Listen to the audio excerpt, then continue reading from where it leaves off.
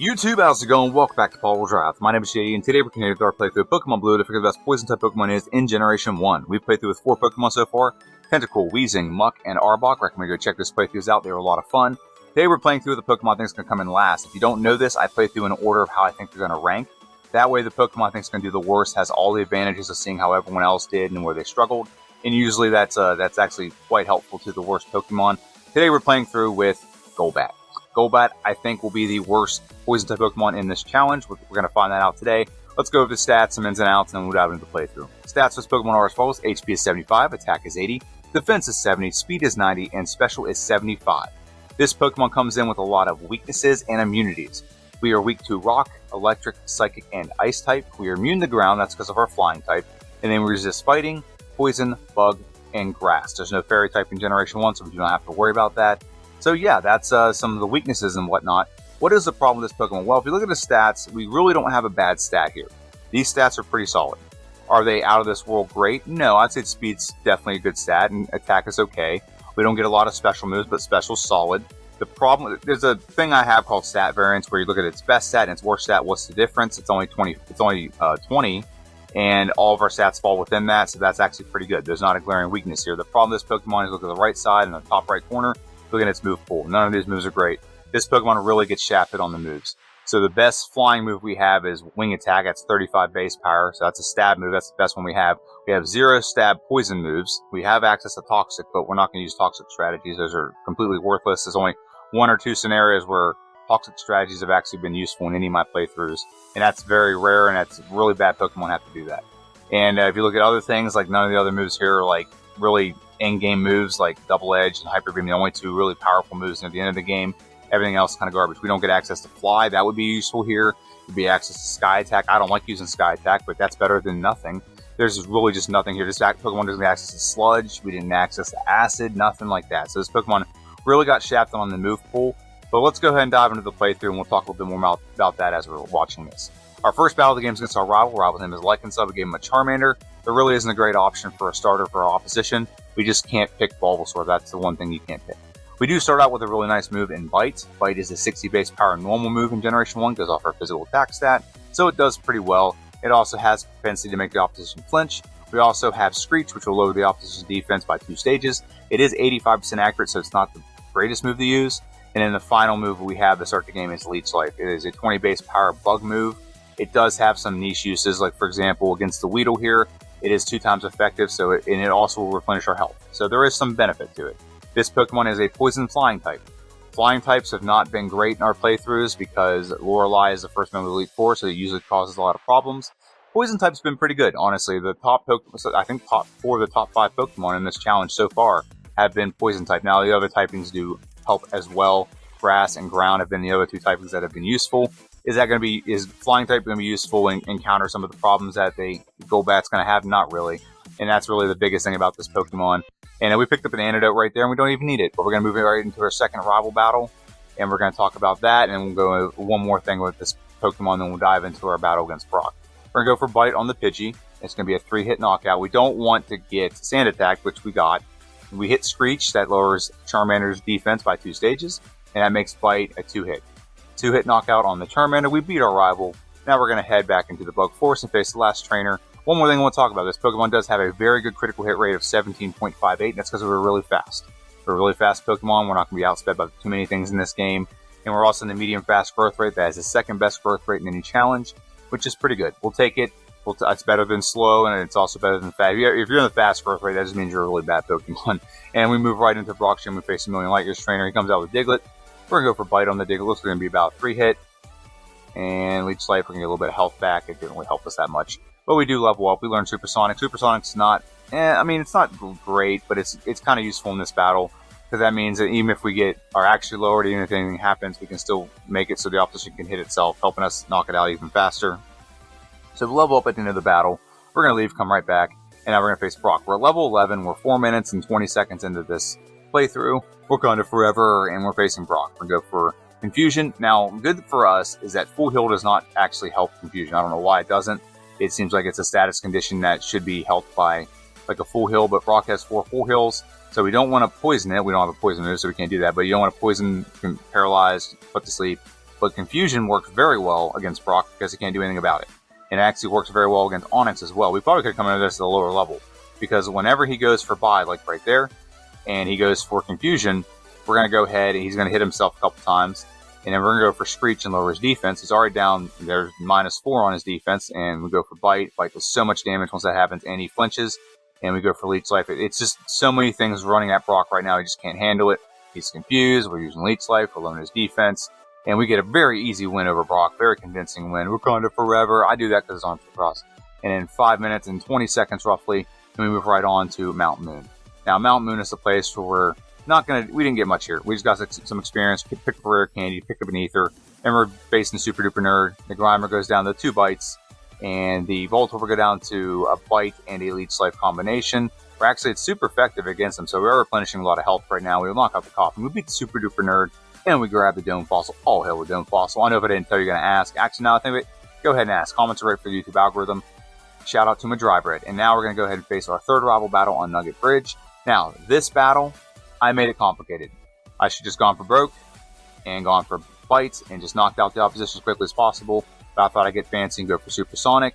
And in that process, we get Sand Attack, and he just obliterates us. We miss every Supersonic possible, and this battle just goes south. So you know what? I'm just going to take a reset here. And I'm like, there's our first reset of the game against our third rival. I don't really like losing the third rival. I think in this point in the game, you can really make up a lot of time, and this could take a lot of time if you can't win this battle. So level 19, we're going to try this again. And I go for Screech. Now Screech is going to be very helpful, but now his defense is dropped by 2 stages. Bites a 2-shot. Very good. We did not get our actually lowered. And what we can do here is we can actually replenish a lot of our health because Abra's weak to Leech Life. We're going to go for Bite on the Rattata. Very good. And now we face Charmander. Bite is going to be a 2-shot on the Charmander. Get the win. Very easy win if you get by the Pidgeotto without getting Sand Attack. We move right on, and we're going to go face Misty's Gym. There's not a lot of things you can do here. We did get Confuse Ray. That's added to our move pool, which makes a lot of battles that if we don't have Confuse Ray are pretty much left to chance a lot of the time. So there's a lot of things that can go south. That's the best way to put it. A lot of things can go south for us. However, we're going to knock out the Staryu, and now we're going to face the Starmie. We're going to confuse Starmie. We'll see how much Leech Life does. We're going to do that. Let's check. Leech Life does a lot, so this battle becomes pretty obsolete. It's a pretty easy battle.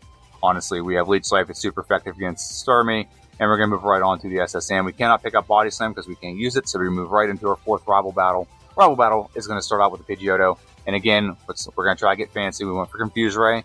We get our actually lowered, and now he's not confused anymore. We confuse him again. We're trying to make this battle a lot more, make it more chancy than it needs to be. But we knock out the Pidgeotto. We're going to go for Confuse Ray and miss. And Confuse Ray again and miss. Confuse Ray and we hit. And we're going to go for Bite on the Raticate. We actually got our actually lowered by 2 stages, so that's not fun. And all we got to do here is, if we hit Leech Life, we're going to replenish all of our health.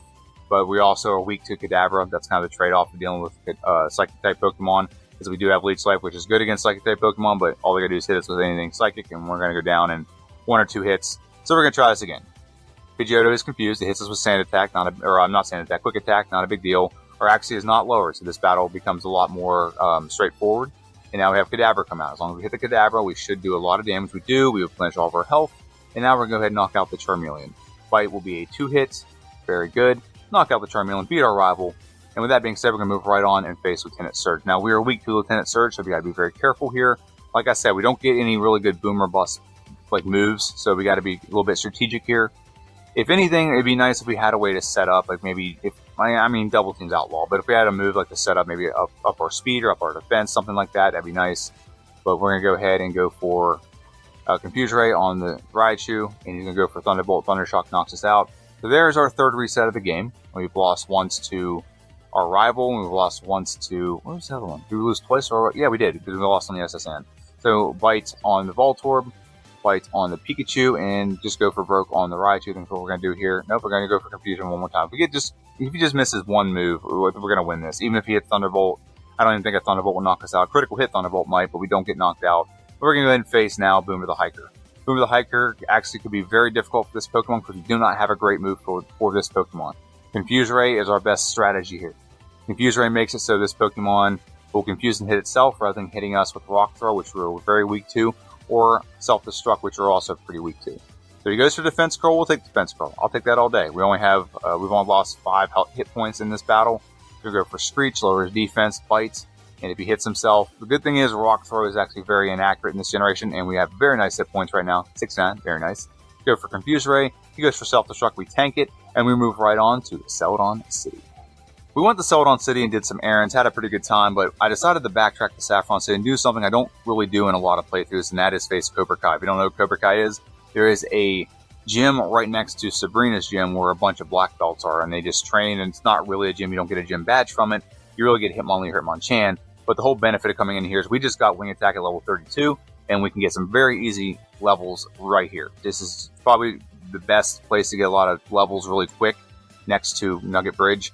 So we're going to get to level 34 at the end of this battle, and we almost get to level 35 when we beat the leader. But the whole benefit here is we need more levels because at the end of the game, we don't have a great move pool for the end of the game, so we got to get all the levels we can get to kind of compensate. So that's the whole benefit here. So it takes maybe 1 or 2 minutes, and I sped it up to 2 times speed to get through it pretty quick.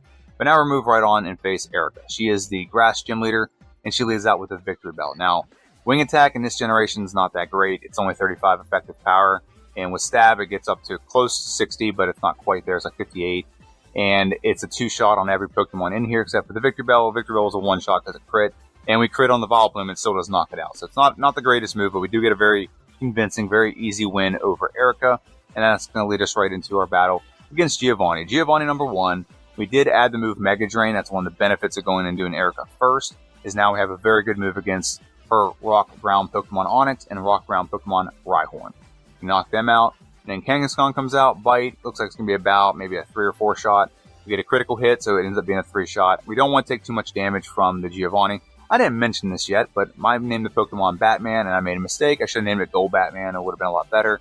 But we're going to go ahead and save right here. And now we're going to face our 5th rival. This 5th rival is in Pokemon Tower, and he leads out with a Pidgeotto. And we're going for our fancy, overcomplicated strategy. Just go for Bite. It had been a 2-shot, and we probably could have avoided getting Sand Attack here, but we don't. We get it actually lower by 1 stage, and it makes this battle a lot more convoluted. We use Wing Attack. It's a 1-shot and Execute. We 2-hit the Gyarados. We do miss one of our bites, but we still 2-hit the Gyarados. Kadabra comes out, and we go for Bite on the Kadabra. Very good. And Charmeleon comes out. Is Bite a 1-shot? It is not. However, made it flinch. But again, accuracy lowered. We missed one of our attacks, but it really has no impact on the battle. We're going to move right on and face Koga. Now, one thing. In Pokemon Tower, Wing Attack was very effective against all the ghost types, so those are all 1-shots. It's probably because we're at level 39 when we went in these battles. I don't know if the move, if we'd have been at like a more, relevant level, would have been 1-shots across the board, but, we'll see. But now we're going to go ahead and face Koga, and here's the thing about Koga. We do not have great moves against Koga. The gym leaders, not the gym leader, I'm sorry, the trainers in this gym are harder than Koga is. All the trainers in here, except for like 2, have psychic Pokemon. There's Drowsy, there's Kadabra, and there's like Hypno. And like every trainer in here except for 2, one has like an Arbok, one has like an Arbok, and I think like a Sandslash. Those 2 are okay, but all the other trainers in here, Kadabras, and we're weak to psychic moves, so I don't understand why this gym is loaded up with a whole bunch of guys with psychic Pokemon when this is a poison gym. But this gym battle is like very monotonous to say the least. We don't have a great move, so Confuse Ray is very effective here. We already had our actually lowered by 1 stage, that's awesome. And we have to rely on Double Edge. We added Double Edge, a very powerful move, but the problem with Double Edge is it does recoil. So you can't do it too much. You gotta pay very much attention to this move. And we're gonna go for Wing Attack. Muck is confused on itself. It did hit itself with confusion. However, it also is doing Minimize now, and Minimize is making it really hard to hit it. So we got it knocked out, which is great. But Minimize, I hate that strategy. I hate actually lowering moves, and I hate Minimize. Those moves just suck in this generation. However, we are persevering, and Wing Attack, it looks like it's going to be about a 3-hit on the Coughing if we just hit it. Now we got to actually lower it 1 more time. So this battle is really a crapshoot. We have a lot of health going into the Weezing, though. And we confuse the Weezing, it goes for Self-Destruct, we tank it like a boss, and we beat Koga. That battle was very convoluted, very unorganized, a very sloppy battle, and we're going to go ahead and face the next gym leader, which is going to be Blaine. We are level 44 going into this battle. We're actually not bad on time. I expect this Pokemon to be, maybe an hour, close to like Onix or something like that, an hour and 30 minutes or something like that, because I think the first playthrough I did a long time ago was a very long playthrough. But we're going to face Blaine. And the problem with Blaine is Blaine likes to do a lot of retroactive potions, and with doing so, he's going to replenish his health, and we can't use Double Edge too much, because if he does that and we don't knock out the opposition, it's going to do recoil, and he's going to heal, and we're eventually going to run out of hit points if he keeps healing and we're not knocking him out. So double edge does, see, like right there. We just did a double edge, did some decent damage to ourselves, and he just keeps healing. And the reason why I don't know why he keeps healing. I don't know, it's something to do with his AI. I thought the AI would go for just agility on the Growlithe, but it mixed it up a little bit. But we're in a good spot. We have a decent amount of health going into the Arcanine battle, and Arcanine is not going to really hit us with much. We do knock out the Arcanine. This, just like Koga, was a very sloppy battle. I don't like battles being like that. I like a little bit more certainty in how we handle the opposition. I don't like playing through and getting a lot of lucky battles. Once in a while, it's great, especially with the bad Pokemon, but to get a couple lucky battles in a row, I don't like that. That's not certainty to me, but it is what it is. You'll take them as you get them, because sometimes you get some very unlucky battles, and then you end up sitting here forever taking on one trainer forever that, just is the bane of your existence. Wing attack on the execute, very good. Gyarados comes out. We're going to go for Confuse Ray on the Gyarados. Hopefully it hits itself. Go for Mega Drain. It's not that effective. I'm just trying to recover a little bit of health here. I don't want to use Double Edge unless I have to. We are coming up against the Arcanine, or I'm sorry, not the Arcanine, the Alakazam, which we're weak to. We do one-shot it, and it looks like we're going to two-shot the Charizard. Very good. We do lose a lot of health, but it was worth it because we get a pretty easy first try victory over our 6th rival in Silphco, and that leads us right into our Giovanni fight. Wasn't too worried about the hit points, because with Giovanni we have Mega Drain, and we're not going to use Mega Drain on the Nidorino, it's not very effective. But with Kangaskhan, going for Double Edge is not bad because we can replenish our health here pretty easily. And now we're going to go against the Rhyhorn, we're going to do Double Edge, and we had a very nice hit points till we did Mega Drain, and now we're going to go for Double Edge on the Nidoqueen. One more. Nope, we need one more to knock it out. She has garbage moves in this battle. We do get the win over Giovanni number 2. He goes, I'm Batman. Again, you're not Batman, I'm Batman. My Pokemon is Golbat Man. And we're going to move right into our battle against Sabrina. Sabrina and her whip. She is a Psychic Gym Leader, and she's going to lead out with a Kadabra. This battle can go very south if we're not prepared. We're going to go for Double Edge on the Kadabra. Very good. We take a little bit of hit points. Not a big deal. We actually outspeed all the Pokemon, so unless we miss, we should be just fine here. And Alakazam's the last Pokemon. Is Double Edge a one-shot? It is. Very clean sweep over Sabrina. I think one Psychic probably would have obliterated us from her, but we'll take the win and never apologize for winning. That's what my basketball coach used to say in high school. Even if it's a sloppy win, you never apologize. And we're moving right on to Giovanni. We kept Mega Drain. We want to keep Mega Drain as long as humanly possible because it's going to be very effective in the Elite Four. And we're going to knock out the Doug Trio. We're going to knock out the Nidoqueen. Looks like it'll be about a 2-hit knockout. Nope, it's going to be a 3-hit knockout. Go for Wing Attack, knock it out. Save the hit points if we can. Double Edge on Nidoking. We don't want to go for too many Double Edges. Okay, we got Rhydon next. Rhydon, we're going to use Mega Drain. And we're back to a very nice hit points at 69. And we're getting that a lot with this Pokemon. Get the knockout, get the win over Giovanni number 3. 3 Giovanni, and now we've beaten all 8 gym leaders. And now we have to face our rival right before Victory Road. Again, trying to keep Mega Drain as much as possible. We could have added Mimic in this battle to mimic agility and badge boost. But I thought, you know what, we're going to try to go for a different strategy here. Let's see what we can do. We'll go for Wing Attack. Looks like it's going to be about a 3-shot. I think Pidgeot is a good AI here, so it would only go for agility. We're going to go for Mega Drain on the Rhyhorn. That's why I wasn't concerned about using Double Edge. We're going to replenish all of our health. We're going to one-shot the Execute. So we have a couple Pokemon left, and we're on a very good spot. Go for Confuse Ray. Have Gyarados hit itself. It's going to help us out a little bit. It's going to go for Leer, which ups our attack stat, which we like. But we're about to level up, so it undid all the attack stat boost we just got. Double Edge should one-shot the Alakazam. Oh no, it doesn't one-shot the Alakazam. However, it just goes for a Reflect, which is fine. And now we're going to go ahead and go for Confuse Ray on the Charizard. We don't have a great move here, but Charizard's Flamethrower can do a lot of damage if it hits us one more time. So hopefully we get the knockout. Goes for a Potion. It has a Potion there for a very funny reason, but we move right on to the Elite Four. We're at the Pokémon League, and I don't want to leave you guys hanging. Real quick, I want to explain why our opposition had a Potion there. The reason why our opposition had a Potion in that last battle against our rival is because he has the same exact items that he had in our battle when we faced him at level 9, when he just had the Pidgey and the Charmander. I don't know why the developers did that, and why he doesn't have like a Super Potion or a Hyper Potion or even like a Full Restore. He just has a Potion because they just used the same exact items that he had in that battle and applied it to the battle we had right before the Elite Four. So that's why that's there. I didn't want to leave that hanging there and you guys not know and have the anticipation of like, why does he have a Potion? Let's go over the stats of Golbat real quick. Our out-of-battle stats are listed on the screen in the middle. Attack 160, defense 146, speed is 172, and special is 153.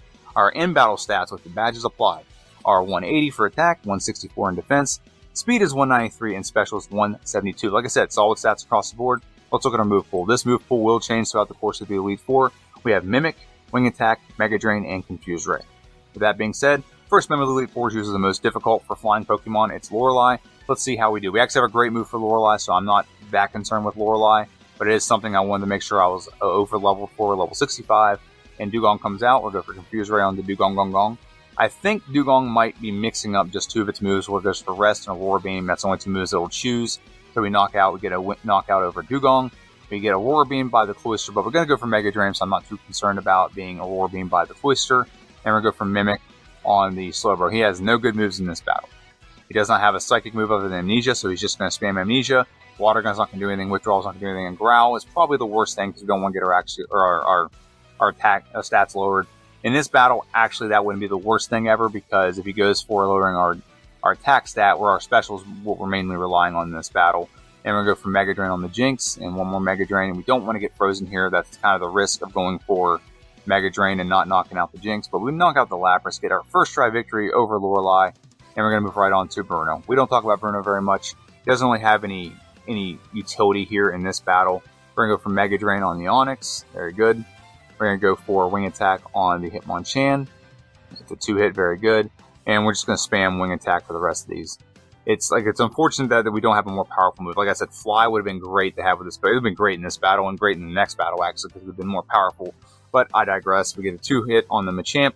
We get a very easy win over Bruno. And move right on to Agatha. Now, Agatha is a problem because we don't have a great move for Agatha. Nothing we have is powerful. Mega Drain is absolutely worthless against Agatha. Wing Attack does okay because it is Stab, so we're going to Mimic and move off the opposition. We're going to Mimic Hypnosis, which I don't think Hypnosis is the right play here. Putting the opposition to sleep just so we can take 9 moves and knock them out. It's not very good, and I just don't think it's going to be very effective here, but we'll go for Wing Attack on the Golbat. And I think what we should be using, we should be mimicking a move that does damage, and we should also be going for Confuse Ray.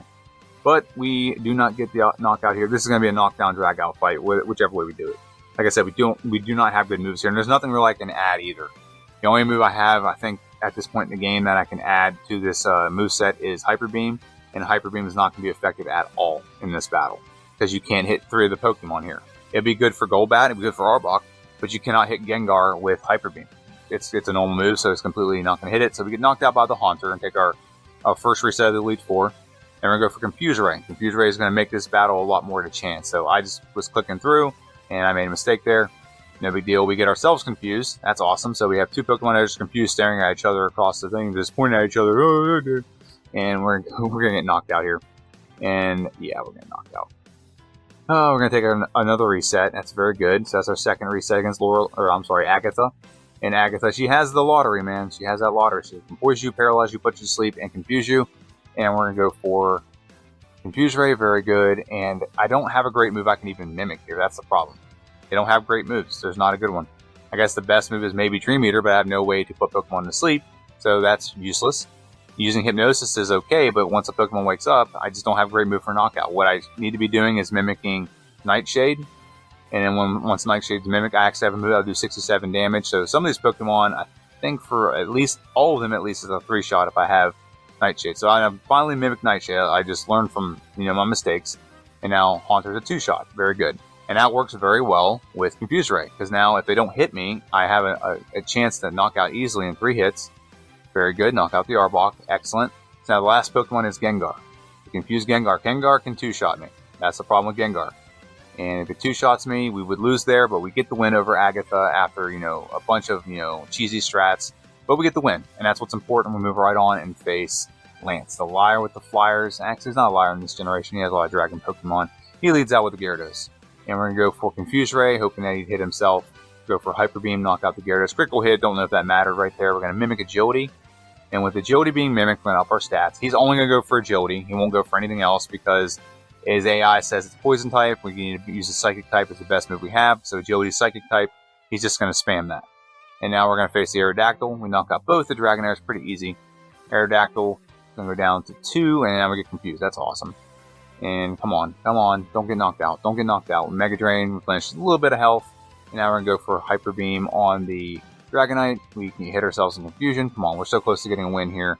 And we hit it with Hyper Beam. It does almost pretty much no damage at all.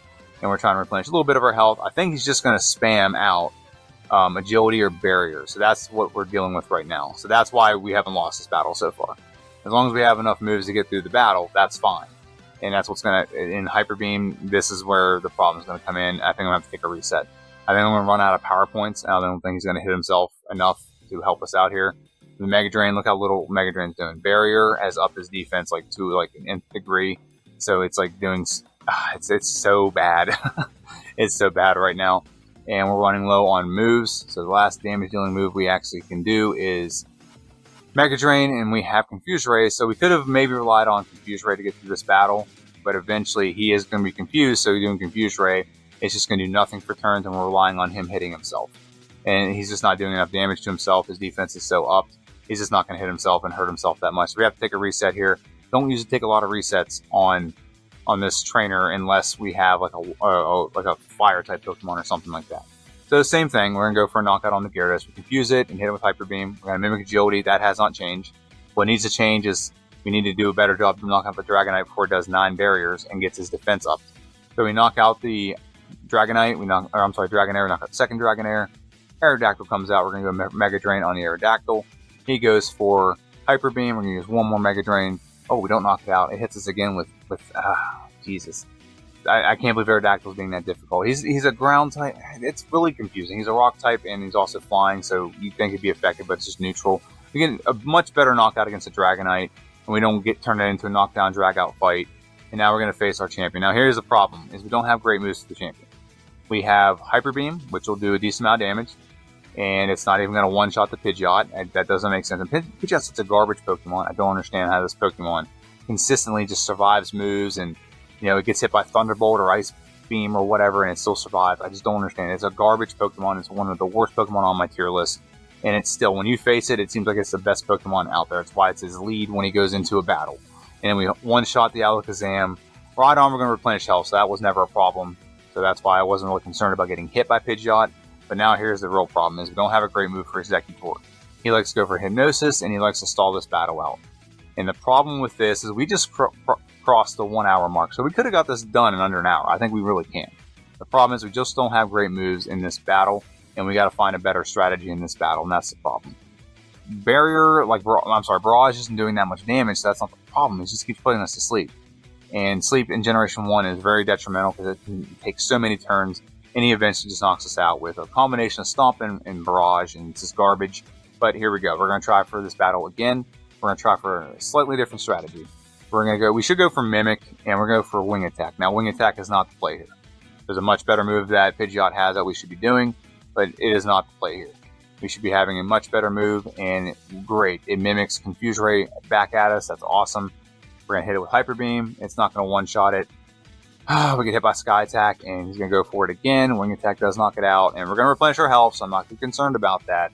But, geez, if we didn't have bad luck, we wouldn't have any luck. Actually, we had good luck later, so I can't say that. So we go for Rest, and that restores our health, and that's, we don't have Mega Drain anymore, which is fine, which is what I wanted. What I want is right on to actually go for, like, Tail Whip and Leer and things like that. And by doing so, it's going to initiate the Badge Boost glitch, where every time he lowers our defense, all the other stats around will be upped, and that'll make it so the last 3 Pokemon can just be taken out a little bit easier. So we keep missing. I don't know how this Pokemon misses Leer and Tail Whip so much. It's a 100% accurate move. You're garbage. You're straight up garbage, man. And we run out of Wing Attack, so the whole point of mimicking Wing Attack was so it can knock out Exeggutor very easily, and now we're out of Wing Attack, so that's awesome. Hyper Beam knocks out the Rhydon. Do we have enough oomph in the tank to knock out the Exeggutor? I don't think we do.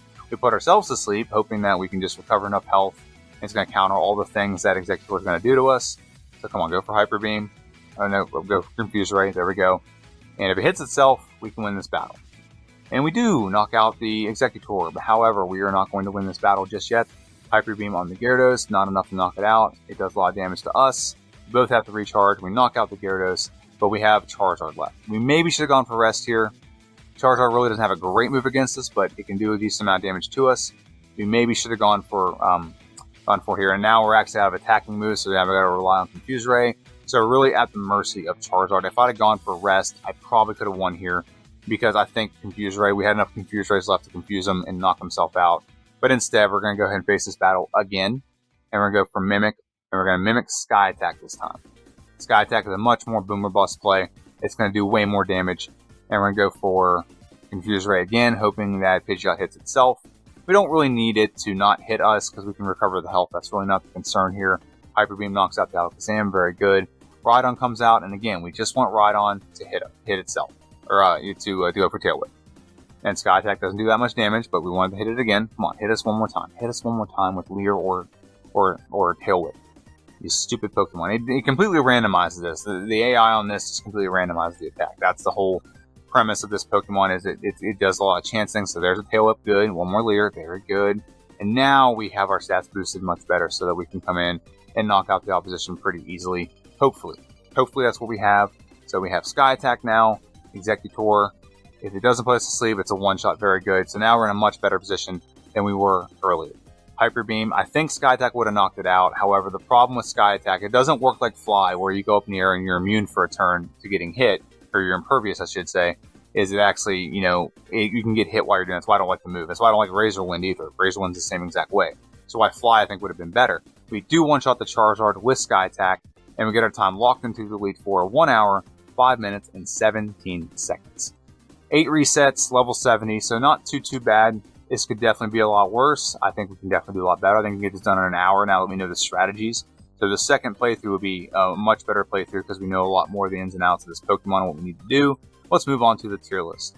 So with this playthrough time of 1 hour, 5 minutes, and 17 seconds, where does that put Golbat?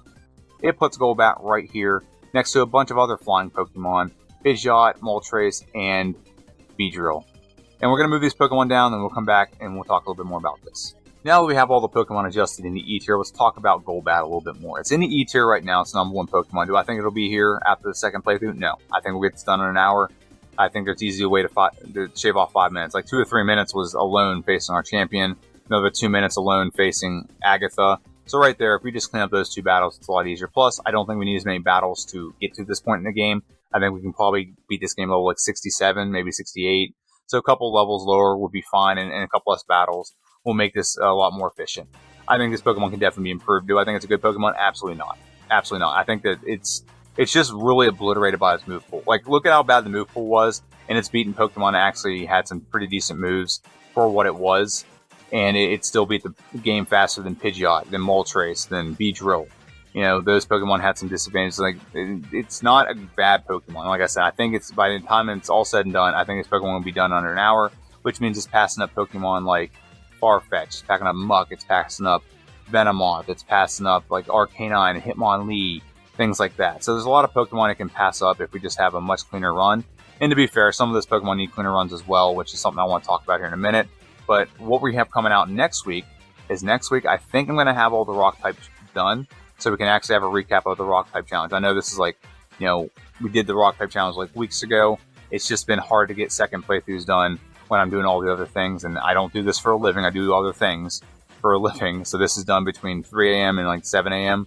to get things done before my wife and kids wake up, and I have to go to work. So that's why. But I think we'll have the Rock type challenge recap coming out next Friday, and then hopefully I can get the Poison types done, and maybe the following week I might actually have 3 videos out where I get the Poison type done. We're also going to have our second playthrough of Sneasel come out next week. Now, Sneasel had a decent run, but definitely room for improvement on the Sneasel. That's going to come out on Wednesday. Recommend you check that out. Recommend you go watch the first one, actually, so have a reference point of how good or bad the Pokemon did. Recommend you check that out. Now, a couple things I want to talk about. First off, I did another playthrough with Jinx. Jinx came in at 1 hour, 9 minutes, 57 seconds on our first playthrough. We did that a long time ago during the Ice Challenge. I didn't think Jinx would actually have a dent in the Ice Challenge. That's why I didn't do the second playthrough. I just focused on the Pokemon that were in the top tier, which I was correct. I didn't think that it would do anything. So the second playthrough, we did get into another tier, but it's 1 hour, 4 minutes, and 4 seconds. Same amount of resets, same level, slightly better stats. I guess we just faced better Pokemon, or we gave vitamins and stuff at a much earlier point in the game where the stats were higher. But we did move it up into the tier, and if I go back to the tier list, you'll see that it's right here in the D tier now. So it was in the E tier, it was the last Pokemon in the E tier, but now it's actually up in the D tier, slightly faster than Electrode. And Electrode is not a good Pokemon, so that's not really a place you want to be. But as I go back to this, oh, wrong one. And then the last one I wanted to show this is I am gradually going to get these Pokemon on. These are the 8 Pokemon that had playthroughs, that challenges have been done for a long time, but I never actually did a playthrough. The Fire-type Pokemon is probably one of the worst types in Generation 1, aside from Charizard. So that's why I didn't do those. And Pidgeot is one of the worst flying types there is, so that's why I didn't do it.